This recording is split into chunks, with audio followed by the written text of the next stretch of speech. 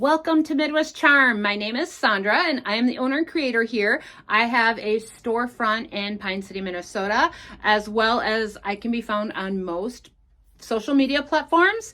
And today I am sharing with you how we make some of the tags for our store. I got these tags from an estate sale. I believe these can be found pretty much anywhere.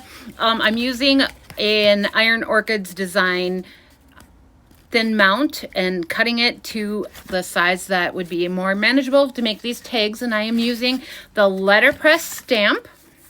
It has 3 different fonts on there, and I'm going to be using 2 different ones for this project here.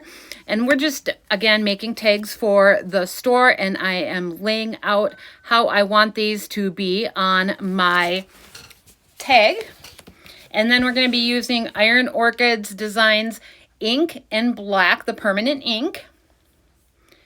And all right, now I'm just lining everything up, and then I'm going to use that thin mount to pick it up and move it over to be stamped.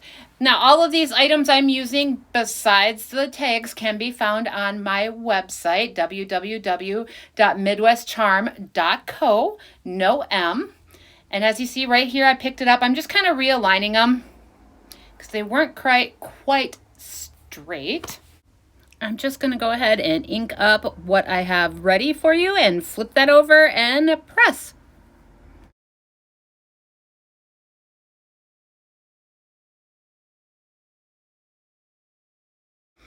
I will just add a string or a ribbon, and then that one is done.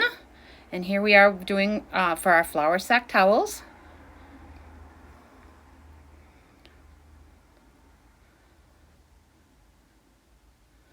And for our hand-dipped flannel shirts, as you can see, I have to do these twice because we have double letters.